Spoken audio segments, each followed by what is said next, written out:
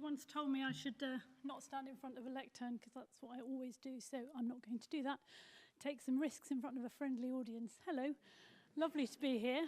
Bit effing daunting. So I'm Kath, Director of Engagement and Income Generation at Breakthrough Breast Cancer, and I am very pleased to have the only Scandinavian example on today's podium. I have to declare a bias from the outset. I speak fluent Swedish.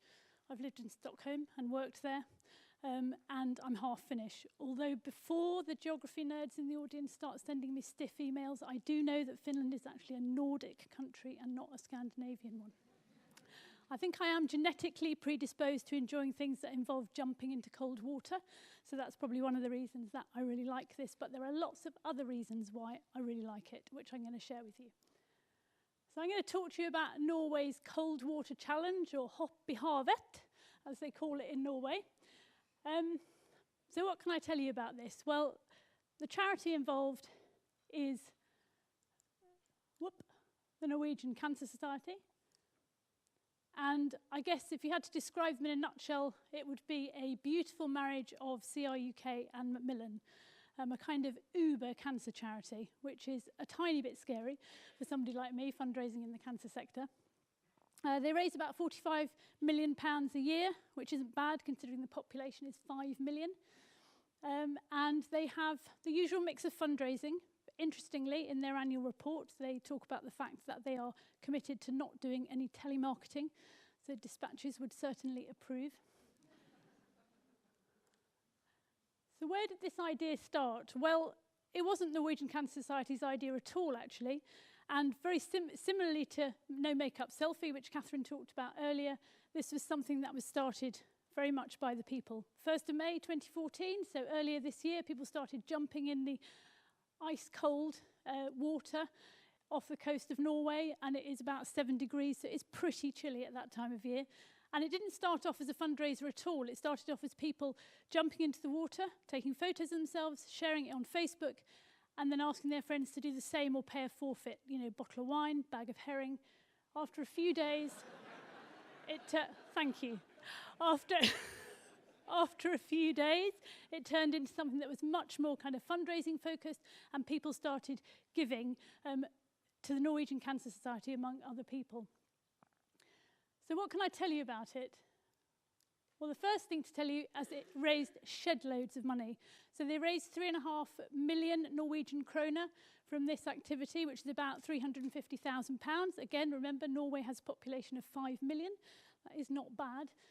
And they raised about, to put it into perspective, it's about 10% of what they raise in their annual fundraiser that they do, which involves 2 weeks of 20,000 people knocking on doors across Norway and takes them a year to plan.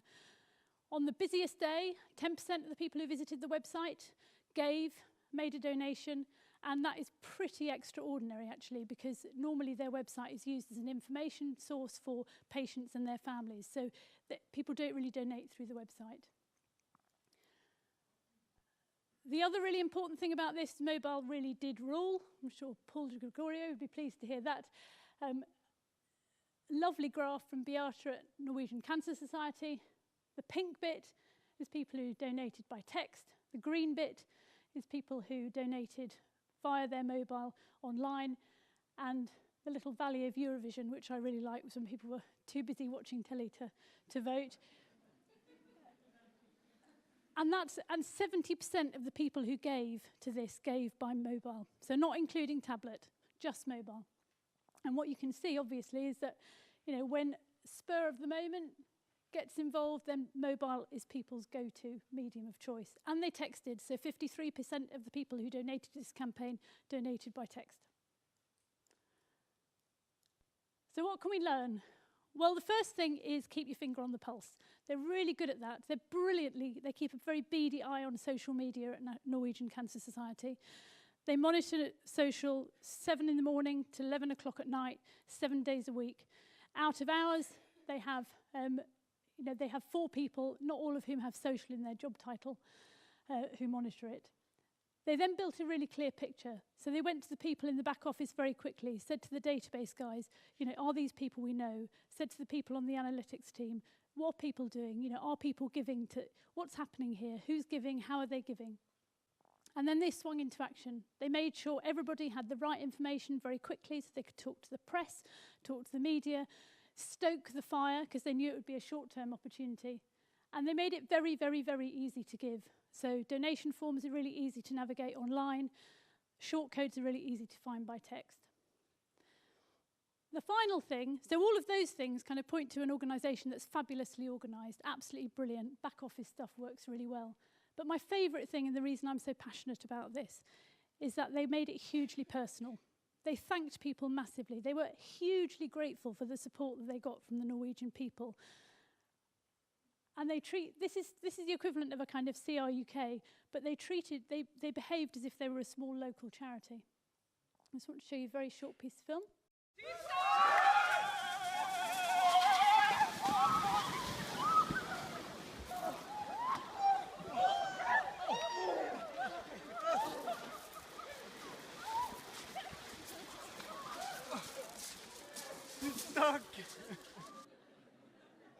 So that's what they did when they reached £85,000, and that guy's their CEO. So, you know, that's the kind of approach that they took to this. Thank you, thank you, thank you, they said. This is absolutely brilliant.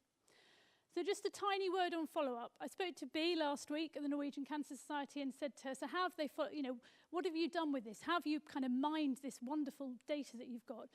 And they take, the whole attitude they take is very similar to the way they took when they thanked people. This is not theirs. This is the people who chose to give, and they chose to give, and they might choose to give again to the Norwegian Cancer Society, or they might not. So they're treating these people very, very gently. You know, these are people who are not in their normal demographic. They're 18 to 30-year-olds. They're keeping them really nicely, gently stewarded, and hoping that maybe one day they'll give again. They have followed up with everyone who gave by text, and they've had a 1% uplift, you know, 1% response rate on a kind of monthly direct debit campaign that they've put out, which is really good. But they're just, you know, people want to give, great. If they don't, we want them to think well of us as an organisation. Ultimately, this was by the people, for the people, and had very little to do with the charity. Just one final thing to show you some of those people. Takk for det.